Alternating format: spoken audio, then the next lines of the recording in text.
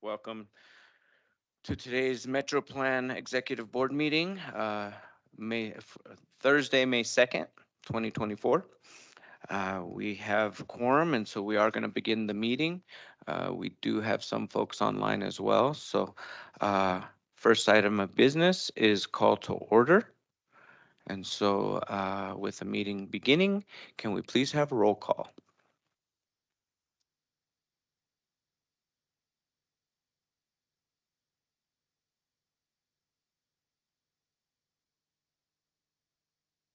Present. Vice Chair Sweet, Here. Member Begay, Present. Member Aslan. And Member Aslan is absent. Member Williams, Present. Member McCarthy is excused. He has been down in Phoenix law at the lobbying. Member Thompson. Member Thompson is absent. We do not have any alternates here with the board today. Executive Director Morley. Present. Planning Manager Wessel, and he is excused. Transportation Planner Gonzalez. Here. Transportation Planner Tavel. Here. Transportation Planner Austin. Here. Montoya Fellow Holiday and AmeriCorps Fellow Flores are both excused today. And I'm Karen Moeller, and I'm here. Great, thank you. And who do we have online? Or is that just a guest? Oh, the KM is, okay. That's me. Makes sense. All right, thank you. Now at this time, we'll go into public comment. At this time, any member of the public may address the board on any subject within their jurisdiction that is not scheduled before the board on that day. Due to open meeting laws, the board cannot discuss or act on items presented during this portion of the agenda. To address the board on an item that is on the agenda, please wait for the chair to call for public comment at the time the item is heard. Do we have any public comment at this time?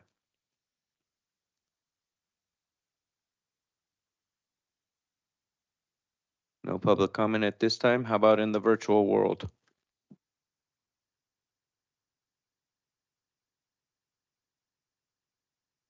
Okay, we'll give it one more minute. At this time, it is also noted that ADOT member of the TAC, Ruth Garcia, has joined us. Welcome.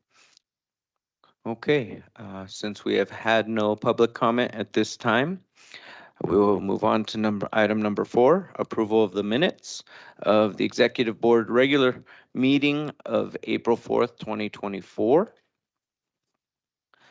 Can I get a motion to approve the minutes?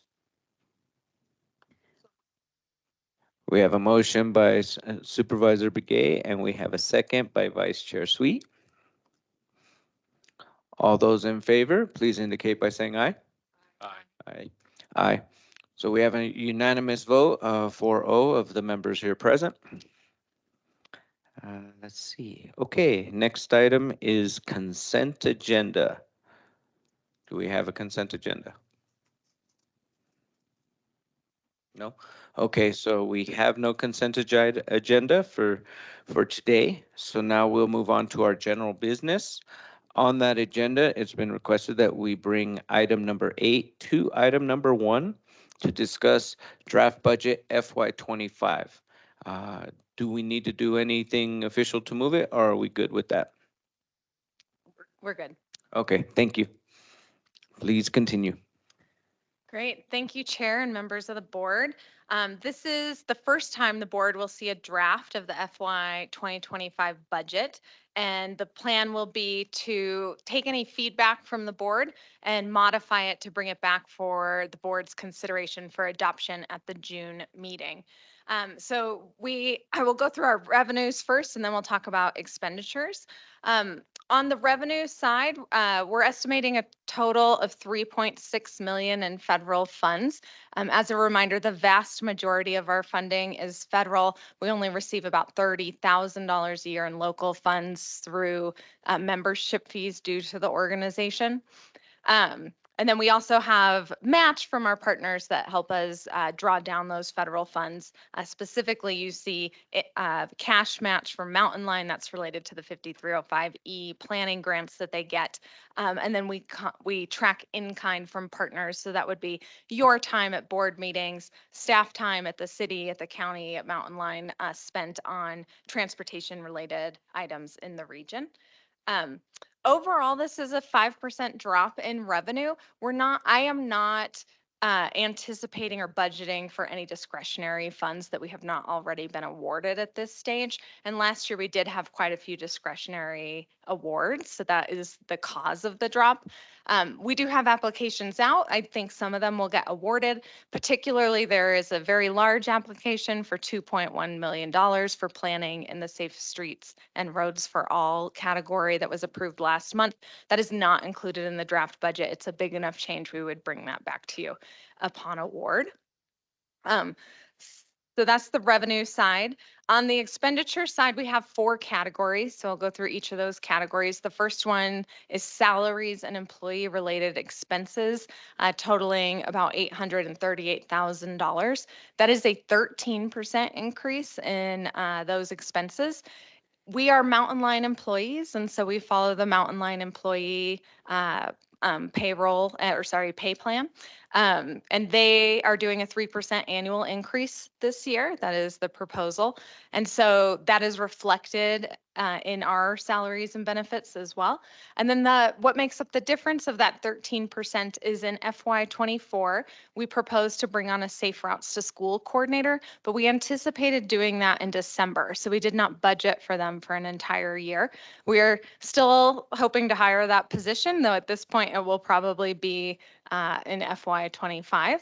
And so the 13% increases that we are budgeting for that position for the entire year, in addition to the 3% increases. So that is what is making up that difference in funds. I should mention, we do a 5-year plan as well when we do our budget. And so I have drafted out a 5-year plan with these employee expenses in them, and it is sustainable over the 5 years. Our operating budget also has a significant increase. It's a smaller budget. It's $350,000, but we are proposing it increases by 40%, and that's about $100,000. And it's directly related to, and I think for some reason, the line items on the bottom of this look like they did not come out correctly. It shouldn't be, it is office equipment, sorry. It's office equipment for the Downtown Connection Center. So we have been planning to move into the Downtown Connection Center, and we will need to potentially purchase desks, chairs. We're not exactly sure yet, signage for the building, those types of things, maybe screens for the office. So that's what the $100,000 increase is for. It is for a one-time move into the building, and so is not carried forward into that 5-year plan. Our budget will drop back down in the future. Those expenses generally are not, we call a capital expense, something over $5,000, and why we are buying, this is more like many smaller purchases than capital equipment worth more than $5,000. Our next category is travel and training. I have a question. Yes. Sorry. So if you remove that 100,000 moving forward in the 5 years, is that amount that's left over is roughly about $250,000? Is that anticipated or planned in that 5-year? That is. Okay, thank you. Great question. Travel and training, you'll see another expense here that increases. We go from a budget currently of about $18,000 to $30,000. We have found it really hard to do any travel this year on an $18,000 budget, or the amount of travel we want to do while having as many staff as we have. We will go over on travel budget this year. We are using a 5305E planning grant to support travel to the NACDO conference. But outside of that are relatively close. However, we've added a TDM planner, we're adding a Safe Routes to School coordinator, and we haven't been able to do all the trips to the state capitol that we would like to do, the number of lobbying trips we would have liked to have done. And ADOT hosts quite a few trainings as well that we have not participated in that would be good to be traveling to in the future. So while it is a big increase, the total travel cost per person is $4,000 a year. So really, an out-of-state conference at this point is costing over $3,000 for someone to go to. An in-state conference is easily $2,000. So it is, while it is a significant increase, it feels like a reasonable amount per person in terms of travel. Project expenses are also up. Project expenses are largely special projects that we have and are often funded by grants. So you'll see that special project consultant line is the most significant piece of that. And a large part of that is the Transportation Alternatives Grant that was awarded. So there's a revenue stream directly tied to the large increase in this area. Data collection every 6 years. This is more than we usually spend on data collection, but every 6 years we do something called the Trip Diary, which is a community-wide survey of how people travel around town for the day. It tends to be expensive because we are trying to get statistically valid number of responses to it. So it is an expensive survey for us to do. And then we have to do general upkeep of our model every year. So that is also reflected. That is a consistent annual number for the upkeep of the model. So overall, our expenditures are up 24%. So I do want to recognize I'm proposing a 5% decrease in revenue and a 24% increase in expenditures. And the reason we're doing that is, one, we have these competitive grants that are changing, and so that's causing some of the differences. But last year, in a conservative effort, I carried forward quite a bit of money, or loaned forward quite a bit of money. ADOT allows us to do this with our federal funds, basically say we're not going to spend them this year, but we want to use them in a future year. I was pretty conservative last year in doing that. And loaned forward quite a bit of funds. This year, I'm reducing that by about $700,000, but I'm still loaning forward $1 million of federal funds that we have available. So just doing a better job of using the resources we have available to get projects done rather than continuing to push money forward into future years. This is still sustainable in the 5-year plan. It does decrease every year so that by the end of the 5-year plan, we're only loaning forward about $100,000 a year. But really that just shows that we're expending the resources available to us. And again, in that 5-year plan, I've been very conservative, no discretionary awards, just our formula funding. Question on that, with the loan fund and that, is there a percentage of interest that we're paying on it? And is that included in the amount that's the available? That's a great question. So the way the ADOT runs their loan program is they basically just ask you if you're going to spend it this year or in a future year, and if so, what year. And then they allow other communities to take advantage of those funds and loan you money, not directly, they're managing it all, but loan you money back so that people can achieve capital projects. So you don't gain any interest on it. There is really, the benefit is that it allows communities to try to get capital projects done.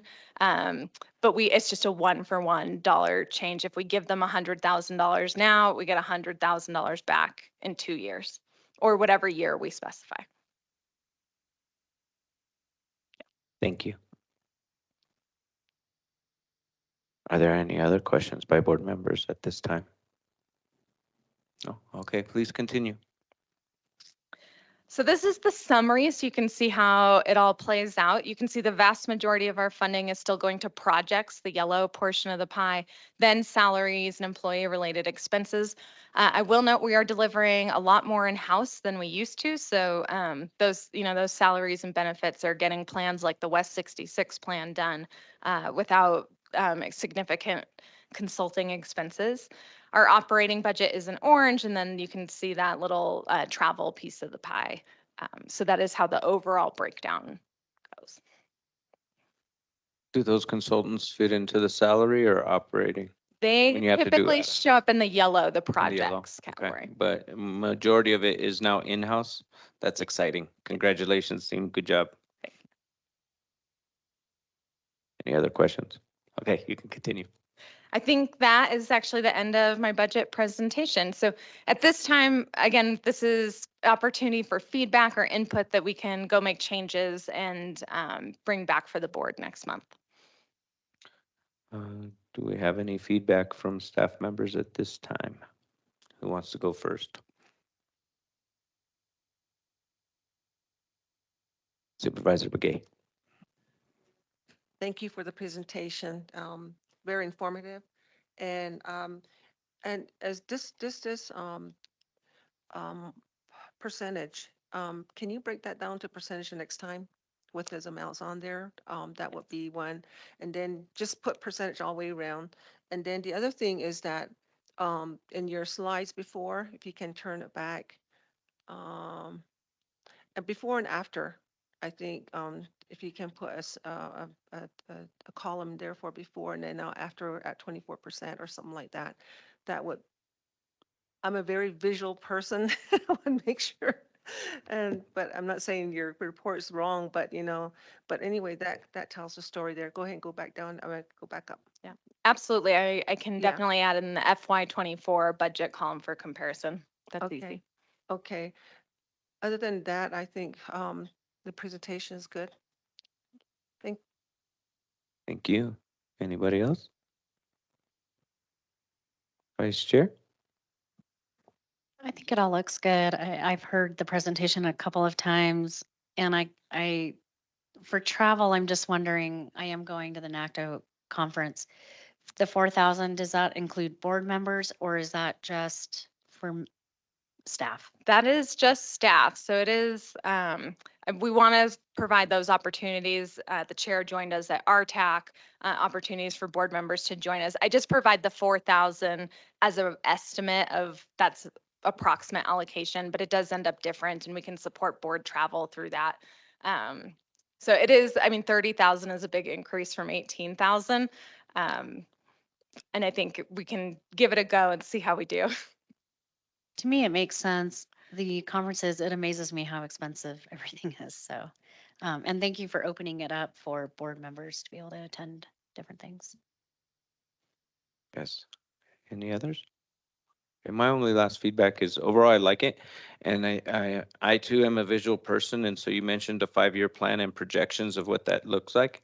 A slide that had that on there with some numbers. I'm not quite sure exactly how, but some kind of graph with that would be helpful. Yeah, I believe in your packet, there is a graph. It's hard to fit on a slide, but I will work on it and figure out how to display it in a way that's manageable for you. That's no problem. I couldn't find it. When you were presenting, I was looking for it in the packet and I couldn't find your presentation in here. I think it's there. If not, I will email you a copy as well so that you can see it in advance. Thank you, appreciate it. Yeah. All right, anything else on this budget draft overview at this time? Supervisor Begay. No, I think I said what I had to say, but if you were to put board travel on there, how much would you be allocating, or is that the 4,000 you're talking about? That is the 4,000, rough estimate of 4,000 per person that I'm talking about. It is a significant increase over last year. I'm hesitant to go higher than that in 1 year, and we could readdress in FY26 if we're still having a hard time getting to all the things that we're trying to get to. Thank you. Thank you. All right, well, now I guess we can move on to actual number 1, which is consider amendment to the FY24 and FY25 Unified Planning Work Program. Thank you, Chair, and thanks for that reordering. I think it'll help with this agenda item that we just looked at the budget previously. So the UPWP, or the Unified Planning Work Program, is a federally required document, and the document ADOT requires for us to get our federal funds. And so we have to show how we're going to use the federal funds that we receive and spend them. And then ADOT and FHWA both approve the UPWP and the expenses associated with the UPWP. It is done in a 2-year cycle. And so last year we put together an FY24 and FY25 UPWP with the best information that we had, and some changes have happened that we need to address and do an amendment for. So there's 3 items on the screen in front of you. The first one is we need to change the way we are spending the downtown mile funding in the UPWP. So you may recall we decided several months ago to use our carbon reduction program instead of our surface transportation block grant. That was because we were not allowed to hire the Safe Routes to School coordinator, or sorry, not the Safe Routes to School coordinator, the transportation demand management planner with the carbon reduction program, but we were allowed to with the STBG. So we just swapped the fund source so we could do that. And now ADOT is asking us to make sure that that's reflected in the UPWP as well. The second item is to include the large transportation alternatives program award we got for the Safe Routes to School program. That was, I think, $1.1 million. So we need to show that in our UPWP. And then finally, since we were making these amendments anyways, we thought we would update the budget table to the latest draft of the budget. There are likely more changes coming because we're at the end of the fiscal year. And so ADOT is refining the numbers in different programs that we estimated last year. And so I may have to come back next month and amend this again anyways, as some of those numbers change. So it'll be an ongoing process to keep the UPWP up to date with the change of the fiscal year. And you might see it several times in front of you, but those are the changes that are proposed this round. Great, thank you. Are there any questions or comments by board members? So, Chair, Supervisor Begay. so when you do these amendments and they reflect in the handout, those new amendments will be in there. Correct. We gave you a red line version in your packet to try to make the changes easier to see. Uh,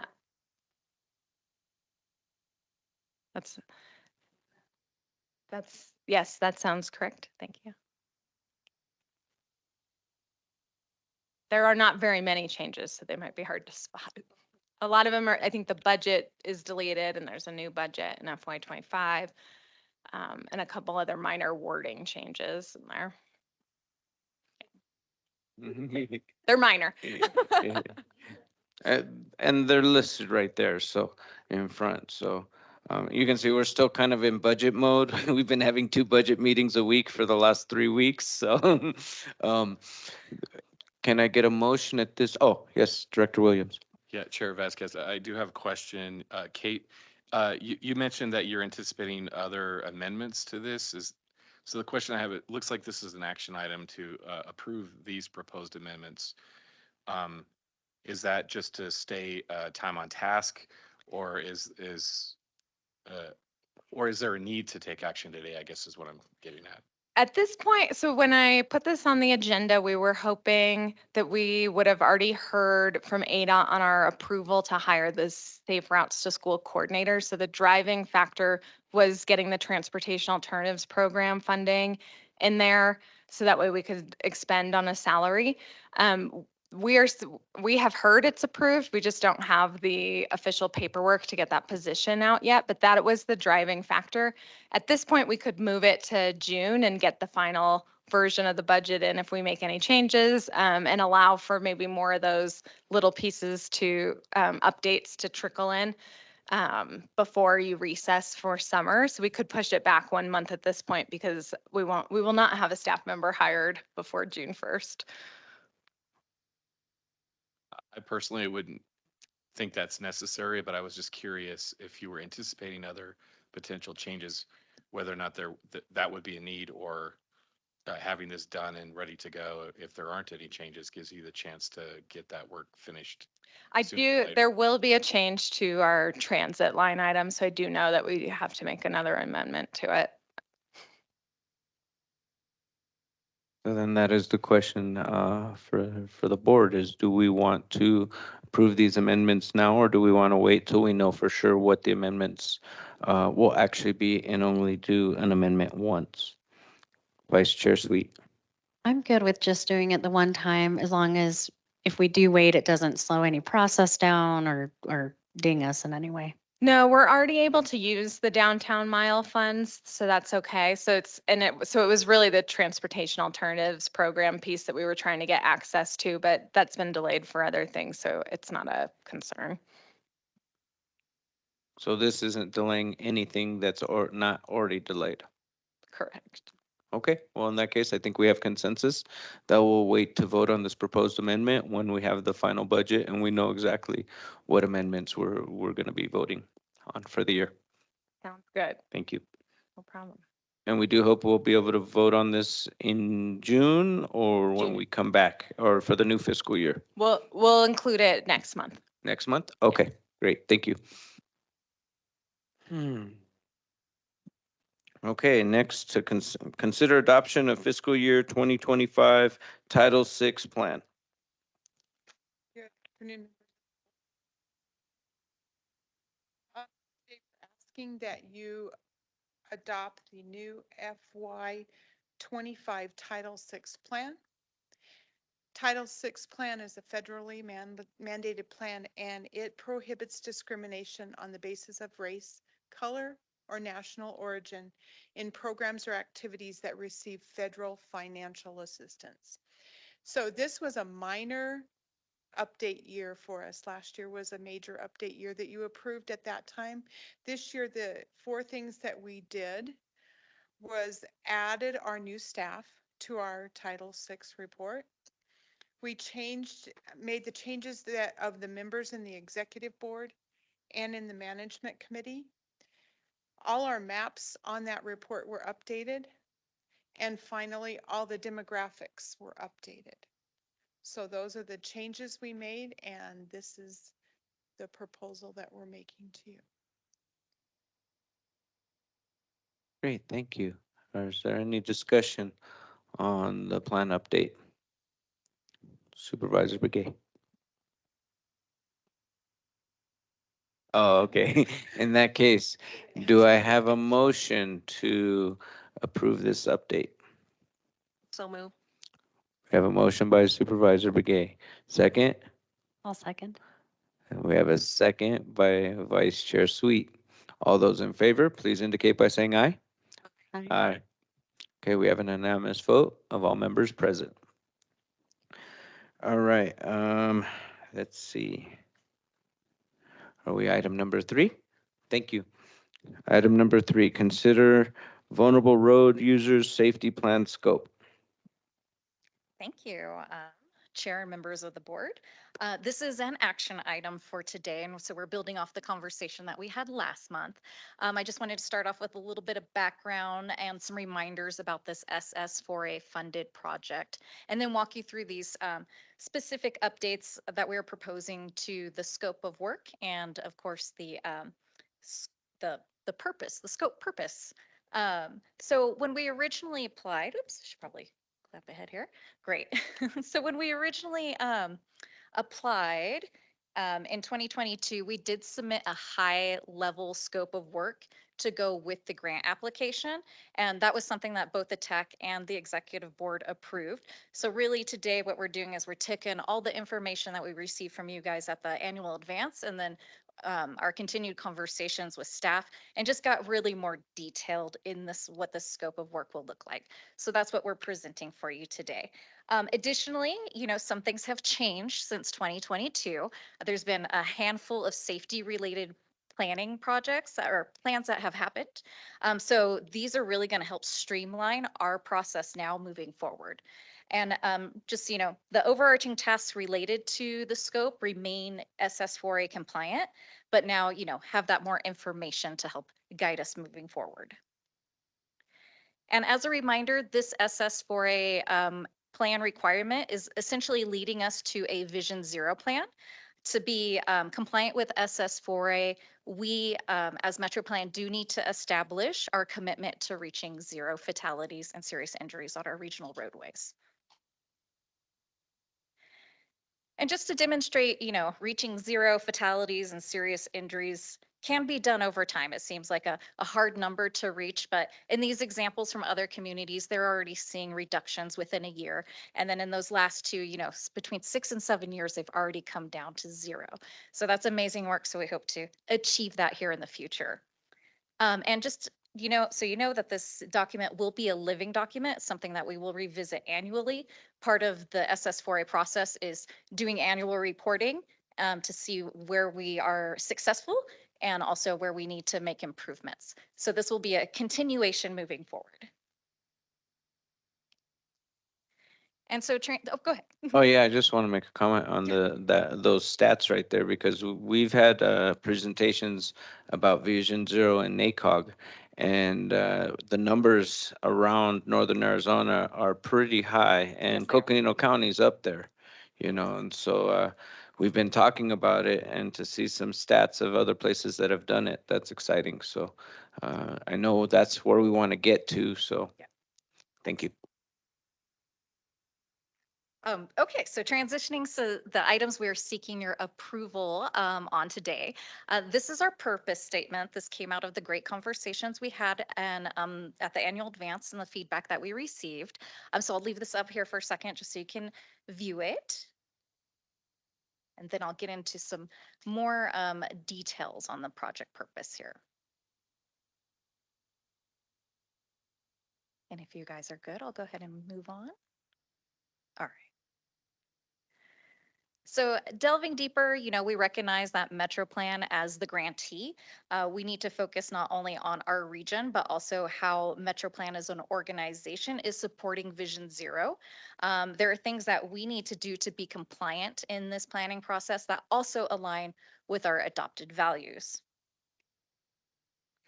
Secondly, we want to support our partners in the safety planning process to the best of our abilities within this budget. And the reason I mention that is, obviously we wrote this a while ago and a lot of things have changed since then. And some folks have been asking for more detailed tasks to be included, such as code and engineering standard updates, guidelines, policy updates, which were beyond the scope and the funding that we received for this project. But we do want to use this document as a foundational document to support future safety plans by our partners. And just want to point out that there are currently two SS4A planning applications submitted in our region. First, there's one for the Coconino County, the local road safety plan, and then one that Metro Plan in partnership with the city submitted called the Safe Streets Master Plan. So the VRU will kind of be this foundation, help to identify maybe some of those holes that we can't really take care of in this planning process, but that can then be moved into these larger safety planning processes. I have a question on that. Sure. Go back, please. So the local road safety plan, is that incorporated into the county's comprehensive plan? I'm gonna look towards. No, I Kate. believe they just wrote a grant for it, and so this would be a pending effort. It's not involved in what they're currently doing. Gotcha. Thank you for that clarification. Thank you, Kate. You got me all excited. I thought, well, this is what we were already doing. All right. So as I mentioned earlier, a lot of new. One moment, Oh, go- please, oh, sorry, Kate. Supervisor Brigade. Yes. Yep. My apologies.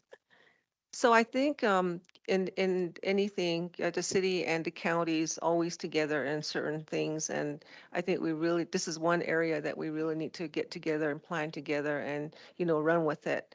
And in any other projects, it's like that because we're serving the same people, especially the greater part of Flagstaff Mhm. area, and this is affecting everybody in the county. So what your plan has and what the county has, or the city of Flagstaff has and the county has, I think they should be like hand in hand. Yeah, And so definitely. I think I see that when that happens, that we will be able to use the stats from both sides and, run and just incorporate all those numbers in there to, maybe apply for the grant, together. And I think we have a better chance of getting it awarded. So that's my thought. Yeah, no, that's excellent. And really one of the end products, which I'm skipping ahead of my presentation here, is to provide each jurisdiction with a report out. So we'll have our main VRU document, our vulnerable road user document. And then what we'd like to do is submit our recommendations and findings to each of the agencies. So that way you can build upon those in these upcoming safety plans. And specifically for Coconino County, our region is fairly small within the larger county, and county trends when it comes to crashes are very different than in the city. So, I think that you could use the information that we have to target within our region, but also, of course, highly encourage the exploration of the larger county, as there's just going to be a very different outcome in those rural communities. Thank you. Yeah. Any Couple other more. comments from Okay. directors? Okay, please continue. Thank you. So as I mentioned earlier, we have all of these safety plans that were recently completed or conducted in our region, and we're really looking to consolidate all of these and prioritize these safety projects and the recommendations into this VRU. And at the end, we will amend the VRU into the Regional Transportation Safety Plan. And then this is what I just told you guys, kind of consolidating, prioritizing, and then giving each agency that documentation that you can build upon further and also support to get those future safety related grants. And now into the scope of work. I'm not going to go through this in great detail. Pretty much everything on the left are these 9 items are what's traditionally expected in a safety transportation plan, and these meet the requirements of our SS4A grant.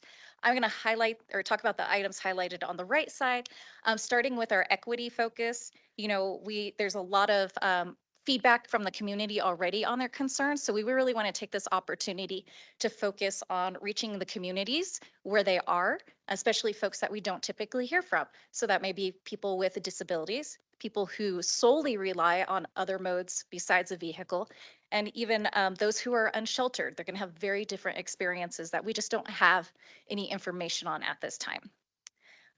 Moving to policy, you know, we want to take a deeper dive into metro plans, federally required documents such as the Regional Transportation Plan, our TIP, our Title VI plan, just to name a few, so we can see how to move our safety considerations into our plans and project recommendations in the future.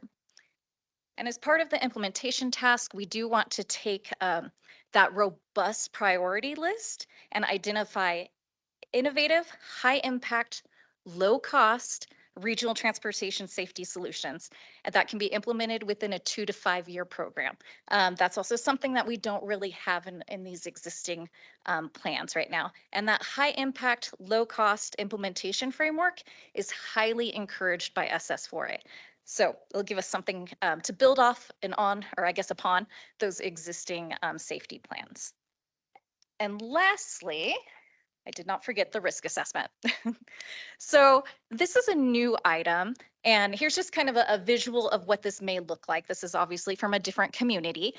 So what this community did is they took all of those inputs that are listed on the left, and then they combined them into a score for each of the roadways in their region. Then that can be used to be overlaid on their high crash corridors and within their disadvantaged communities to help inform priority projects.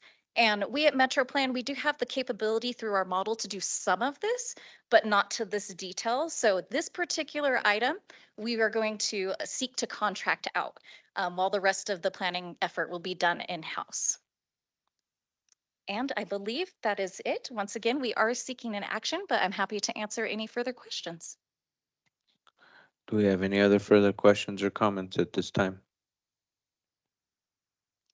A Vice quick Chair comment. Bouvier. I mean, Vice Chair Sweet. Wrong board meeting. I'm pretty excited about this, and at the city, we've been talking about this for a while, and I'm glad to see that there's the partnership that we're forming. We're consolidating the plans and really can formulate a way to have the path forward. I think it's an exciting time. Well, I'm excited to work on it, so thank you all. Any other comments? No? All right. Well, thank you. Really appreciate it. In that case, we do need a motion to move forward with this action. Do I have a motion? So moved? We have a motion by Vice Chair Sweet. Do we have a second? I'll second. We have a second by Director Williams. All those in favor, please indicate by saying aye. Aye. All right, we have a unanimous vote of all members present. Thank you all. Thank you.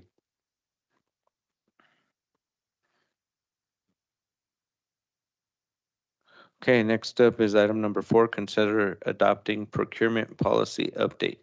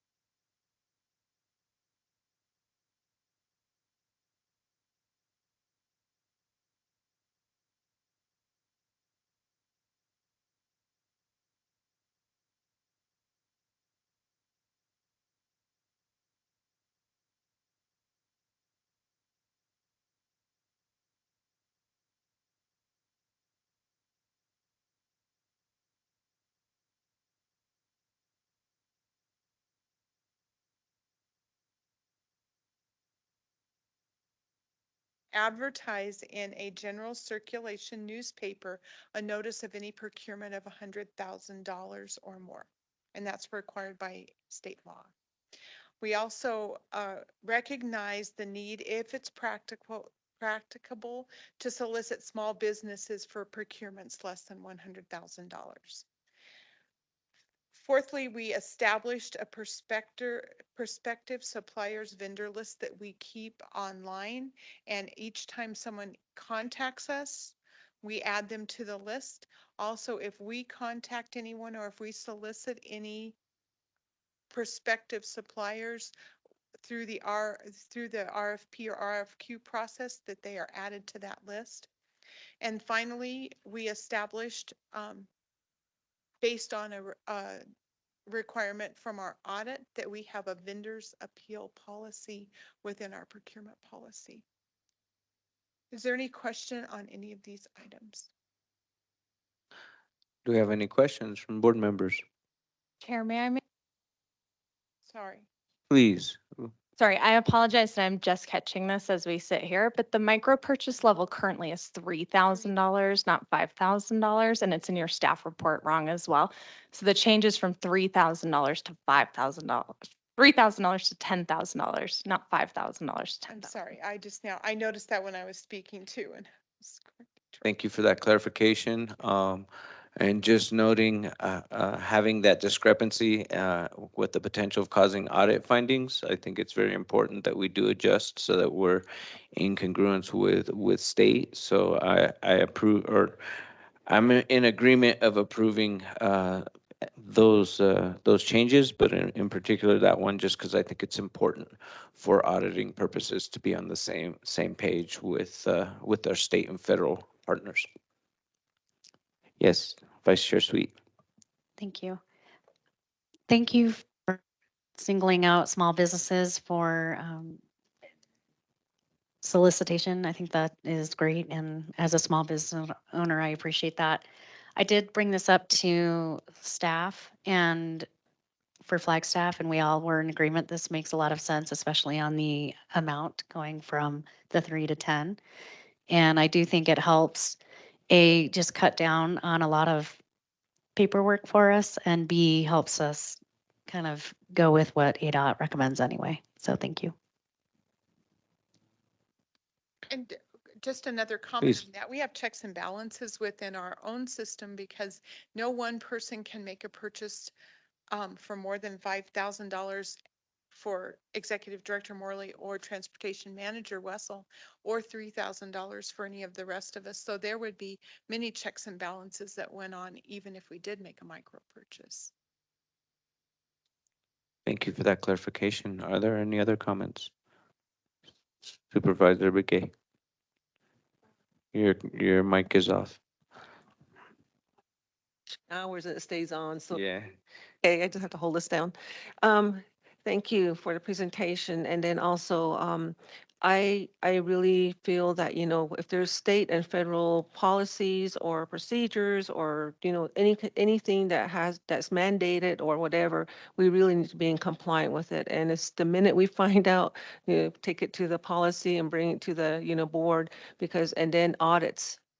Audits is very important. Reporting requirements, anything that has to do with, what they want from us, that way we're in the clear. So I just want to bring that up and thank you for the presentation again. Thank you.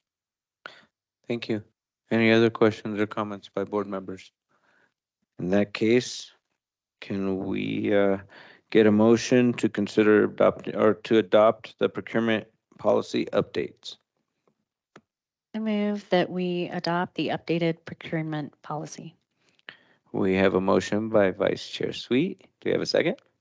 I'll second. We have a second by Director Williams. All those in favor, please indicate by saying aye. Aye. All right, thank you. With that, we'll move on to the next. Oh, we have a unanimous vote of all members present. Thank you. Next item is number 5, draft strategic grants plan. Thank you, Mr. Chair, members of the board. So we Wanted to align our capital project and programmatic needs with priorities and fund sources. So over the course of the past 6 months, we have met with all of our stakeholder members. We have collected all regional transportation projects. We have built a tool to connect projects to grants. We have scored the projects for the best fit for grants using the merit criteria for each notice of funding opportunity respective to each federal funding source. And we have refined some of our projects in our strategic advance. Why are we doing this? So we have had a historic investment in federal transportation dollars. There's been $350 billion investment over the course of 5 years. And we really wanted, through the bipartisan infrastructure law and the IIJA, which are the same thing. And also, our region has had incredible success in winning federal grants. So, just to name a few up there, there's a Safe Streets and Roads for All won by the city and by MetroPlan. A lot of funds through the AZ Smart Fund, which is a state fund for matching funds to apply for federal discretionary grants, and also some other support funds. Transportation alternatives, and of course, most recently, Coconino County won the Protect grant, which was at 15.5 million. And they also got a SMART grant, so they got their whole project funded. So we really recognized a need for strategy to maximize our resources. We are, a team of 8, and then I'm kind of the main grant writer. And so really just being proactive about analyzing regional projects against best fit for grants so we can make stronger applications and use our resources more wisely. And also really giving us more time to figure out where the match is coming from, where the benefit cost analysis is coming from, and do things like the environmental review, which can take some time. So here is a comparison before and after the bipartisan infrastructure law. So our region, as you can see on the slide, we have really increased our pursuit of funds by 235%. So in 2020, the region pursued a certain amount, 33.5 million, and won that same amount. And the match is just a happy coincidence. And then in fiscal year 2024, we have actually increased our fund seeking by 235%, so $112 million. And then winning awards, right? So we have won some awards and our win rate has increased by 62%. So as you can see in fiscal year 2024, we've been awarded thus far our region $54.3 million, and we are waiting on pending awards for RAISE and SS4A. Not only does the strategic grants plan outline a roadmap for the next 3 years of fund seeking, but it also aligns with MetroPlan's mission to collaboratively priority set and fund seeks in a strategic manner. So it's in alignment with our mission, and it's in alignment with our strategic objective to maximize funding for transportation projects and programs. So not all projects make good grants. So we collected 130 projects and we've boiled them down to 15 projects across about 10 funding sources, because all projects are good projects. We wouldn't name them as projects if they weren't important, but they may not fit the theme and the criteria for the grants. So our logic is, if we're really strategic about what projects we choose to apply for which grants, then we can leverage funding over here for those great projects that don't make great grants, right? So we'll get a federal grant for a certain project, then it will free up funds over here to pay for those other important projects that just don't make a great grant. And there are implications to federalizing a project, right? Kate just mentioned a procurement policy, right? We have to, when we federalize a project, we have to consider all of the federal regulations around procurement, around the environmental review, around project readiness, and of course, that match, right? Which is always required between 5.7 and 20% of local funds, which we want to be really careful and strategic with, right? So I'm sorry I'm calling you TAC members, you are board members, but this is a discussion for next month to adopt the plan. So right now we're just talking about it and I'm briefing you about it. I'm not asking you to recommend anything quite yet, but we are getting ready to roll out a final draft of the strategic grants plan. I want to make a note. So of our partners, Mountain Line has a very specific capital grant seeking process and prioritization process. And they also are funded differently through the Federal Transit Administration. And they will be part of our plan with their own strategy, but we really didn't want to reinvent the wheel in that sense. And at the same time, when we choose projects to apply for grants and we look at the needs in the region, we really want to include transit because that's such a strong equity, community, multimodal thing to look at. So while we want to leave Mountain Line with their scoring criteria, we also want to consider which of our projects affect transit. So as I mentioned before, we had 130 projects refined to 18 as best fit across 9 federal grants. And so on the right, you have the grants on the left and when they are due on the right. And so I've been working offline with our partners to determine which projects are going to qualify for what grants and what the level of resources and who's doing what and things like that. So I'm not going to go over, this is a draft of what some of the plan is going to look like, right? There's going to be a fund source like transportation alternatives, and then the projects on the left, the jurisdiction, and then the timeline on the right. So this is a snapshot of what each fund source will look like for the next 3 years vis-a-vis regional projects. So I'm just going to go through these. I'm not going to go over them one by one, but they are in your packet and they will be in the final draft of your plan. And the plan will be more meaty. It will have an intro and a foreword and all of those good things that plans tend to have. Next steps. So we want to finalize, I'm sorry, this slide is out of date and I apologize. We want to finalize the strategic grants plan for the June board meeting. So please keep your eye out on that for June board adoption. And then we're always grant seeking, but then after it hopefully gets adopted in June, then we can start following the plan. Okay, I want to talk about a note about Metro Plan's role. We can do a lot of things. So as my lovely team of 8 who I rely on very heavily, I'm really the chief kind of narrator wrangler, right? So I have a limited amount of time. So one of the reasons why we made this plan is so when I'm assigned to like write the whole narrative, I can really only write like 2 to 3 a year because they take a really long time.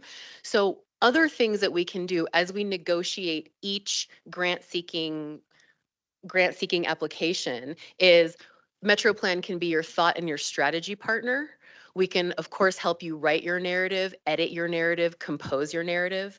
We can collect support letters and really partner on political advocacy. One of the really strong elements of the Protect grant, the Coconino County one, is that we got a lot of strong support from tribal nations, like the Hopi Department of Transportation, the Navajo Department of Transportation, the Navajo administration, the Hopi Tribal Council, and then of course our elected officials. And so the grant reviewers were able to see that really our project, or the Coconino County's project, was supported on a wide level by all of the important stakeholders and the people that would be most affected by implementing a successful drainage system on US 89. We can also connect you to resources. So the Protect grant, I'm talking about it so much because Kate and I really worked hard to wrangle it and write it. And one of the really amazing things that we were able to do was partner with NAU's Economic Policy Institute to write the benefit cost analysis for Protect, which the Department of Transportation has a 50-page handbook about how to do the BCA. And it really takes a specialized group of people to make a really good one. So we can also connect partners to resources when it comes to grant seeking. So the process as it stands right now is after the plan is adopted and rolled out, we'll look at our plan and decide what to apply for. We will ensure the project is in our respective members' capital improvement programs, our transportation improvement program, and any sort of compliance issues that allow us to apply for grants. Then we can decide roles, who's doing what, who's writing, who's doing the BCA, et cetera. And then of course we can get to applying. And with that, I'm happy to take any questions. Thank you. Are there any questions or comments at this time? Our comment for county on my end is just we're really happy about that Protect grant. I know that for our board, we've been working on that for like 2 years since the fires. I know I was a broken record because that was the one piece that hadn't been funded up until now. So it's really exciting. between the Protect Grant, the state match grant, and then we also got congressionally directed funding for the government tank area for $1 million. So just in the last 2 months, we've pulled in almost $20 million for Highway 89 drainage improvements from different funding sources. And we really appreciate all the support from MetroPlan and the work that you put in to help get the Protect Grant, because that was huge. So thank you. We're excited. Thank Other you. comments? Vice Chair Sweet. I can piggyback a little bit off of that, I think this is great to bring all of the partnerships together so that we're working strategically to be able to get the grants. And it's a lot of hard work, and I know it's hard to wrangle everyone in, but you're doing it, and I can see a very bright future for us, getting the money that we need, and I appreciate all the hard work. Thank you, Vice Chair Sweet.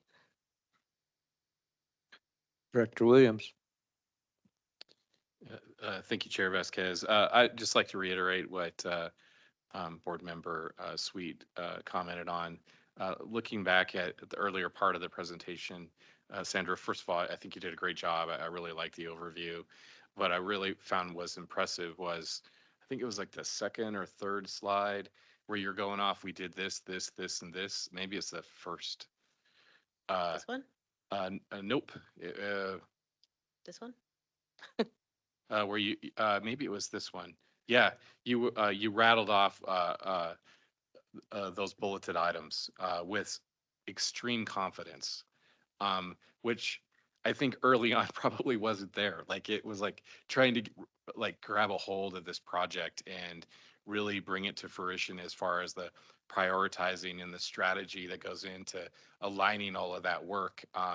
And I think the work that went into it, the people that were involved in helping in that process is making an extremely positive, proactive difference in our approach. And I'm looking forward to seeing how that affects those other numbers we saw earlier around the federal grants we're getting, the percentages going up. Yes, that slide right there. So in the time I've served on this board, I want to compliment the Elite Eight and the effort and the work and the planning that you put into this, because this is really well organized, and you should applaud yourselves because it's going to make a big impact in the community. So thank you. Thank you so much. Yes. Supervisor Begay. Okay. I'm really, really glad that you guys are really strategically planning a lot of things out. And getting the 130 grants and bringing it down to 18 as to specifically find out which is most feasible to get grant funding, I think that's really great, because we really need to think in those terms, instead of just trying to say, oh, we didn't get funded again, what are we going to do with it? And, I see that happening here. You guys are running with it. So I just want to say thank you so much. And then to Protect Grant really speaks for itself as to how, we can work together, to help one another in getting funds. So, but we were thanking everybody that was involved and that wrote the grants and this and that, probably since it was approved. And, every now and then we say that at the board meeting. So we're just thankful, for all the hard work that, everyone all puts into it, and the staff that's really, writing those grants. So I just want to say thank you so much. Thank you.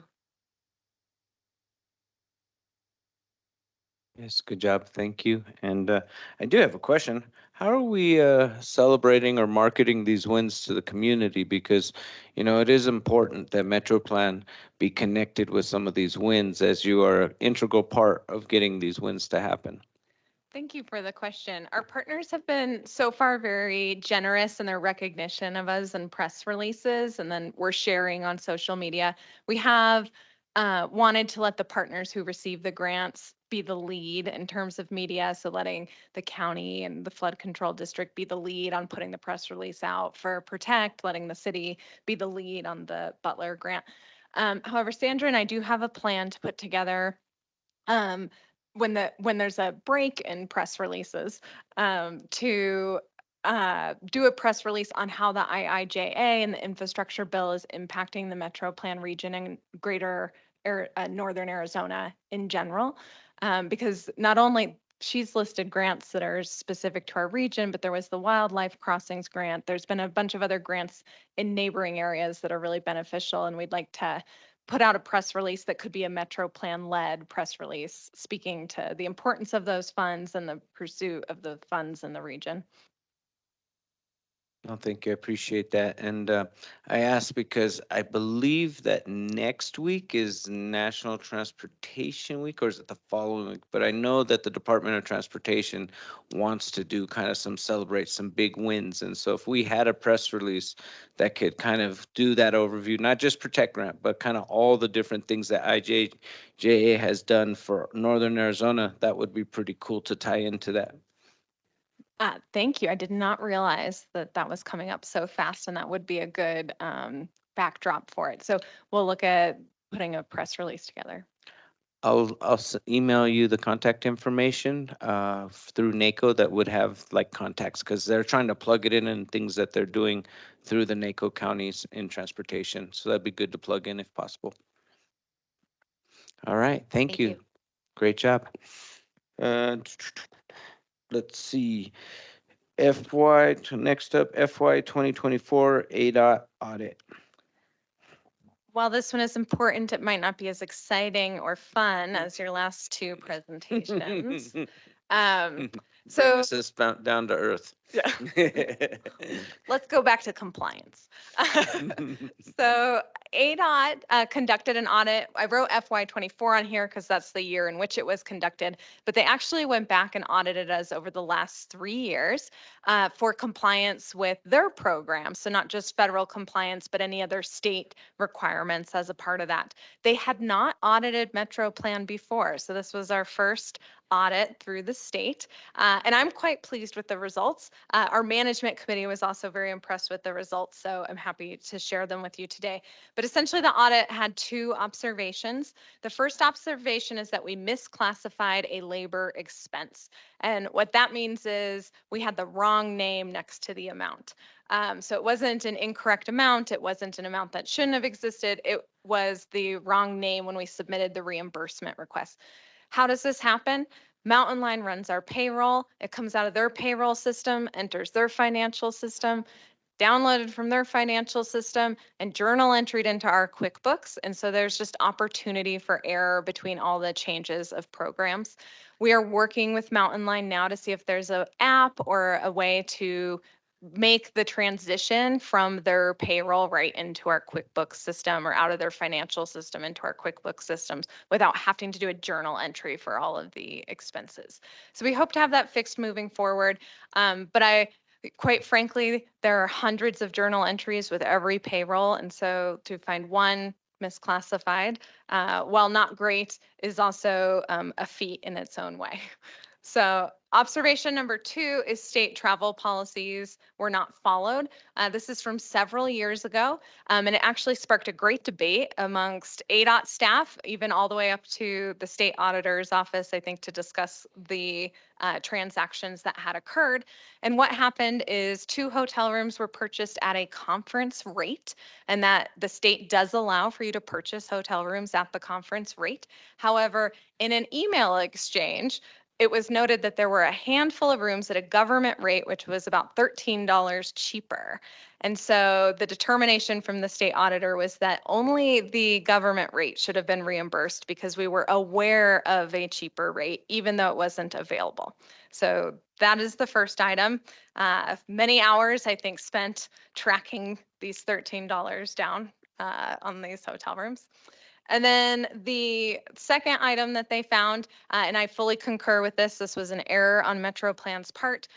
Our our travel reimbursement policy has us reimburse employees at the federal per diem rate. So it does, if we were not trying to get reimbursed by a grant and you travel to Miami, you get reimbursed for the federal rate for food. You don't have to have receipts. You're just getting that, and that's the simplest way to move forward. And so that's the way we reimburse employees. However, we ask employees to get receipts so that we can get reimbursed by ADOT, because we cannot get reimbursed for those travel expenses without the receipts. And so when this was submitted, it was submitted at the federal reimbursement rate that was paid to employees and did not have the actual receipts associated with it.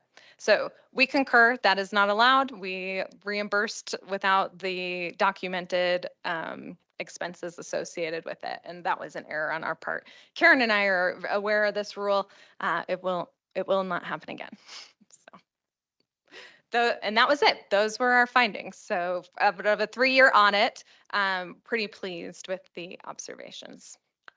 I think that's really important to note that it's a 3-year audit, not a 1-year audit. So that's now what you were saying about the receipts being a couple years old. Now that makes sense. So thank you for clarifying that. Are there any other questions or comments from board members? Well, in that case, I'll just say that the audit findings are very minor and there are things that can be adjusted. So, I always look at it as we're all allowed a mistake. It's how you adjust to that mistake. If you keep making the same mistake again, now it's a problem. So this is just something to learn from and grow from. So thank you, team. Thank you. Next item 7, FY24 financial report, third quarter. Come back. Thank you. So this is an item for information and discussion only, just a little bit of a third quarter update of what we are doing with our budget. At this point in time, you can see that our salaries and benefits annually was over $734,000, and we have spent about $357,000 of that $734,000, and projecting to spend just another $85,000 for Q4 of this fiscal year. The reason there's a savings is we had the delay in hiring our new TDM planner, and the Safe Routes to School coordinator is still not on staff yet. And so that's where we're seeing the savings in our salaries and benefits area. Secondly, in our operations area, MetroPlan budgeted a little over or slightly under 224,000, and at this point we have spent 58,000 of the 224,000 through the third quarter.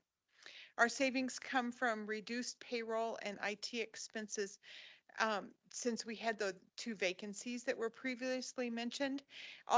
The one thing that we do note is our legal and financial services fees are expected to be over budget this year because we had the wonderful privilege of going through 2 audits this year. And so that will be the difference, but not a huge expense that we will see for the final this year. MetroPlan's travel budget, as Executive Director Morley has mentioned, has been exceeded this year by about $8,500 over the budgeted $18,000. Most of this overage is due to the National Association of City Transportation Engineers, the NACTO conference, which is next week in Miami. And that's being paid for by the 5305 Transit into Code grant revenue. And so that has offset those costs, but that does further exemplify why we need to raise the travel budget so that people can participate in these activities. Finally, the projects budget was over $1 million this year. So far, our expenses have been just slightly over 275,000. Although right now projects are on track for the downtown mile and the West Route 66 expenses, and they are beginning to come in and be charged, and that will be noted in the fourth quarter. Some of those funds, as well as the Safe Streets for All and the Transit into Code study funds, will probably be a carryover to fiscal year 25. That's what I have, and are there any questions? Okay, thank you. Just at first glance, it doesn't look like there's any red flags or anything concerning. Are there any questions or comments from board members? And we don't need an action item? This is only for discussion? All right, thank you. Well then, thank you for the report. And I've had the request for a 5-minute break if possible. So we will take a 5-minute break and we'll come back. Would you like us to stop the recording at this time? Maybe that's a good idea. Yes. We'll come back at 2:16. Thank you.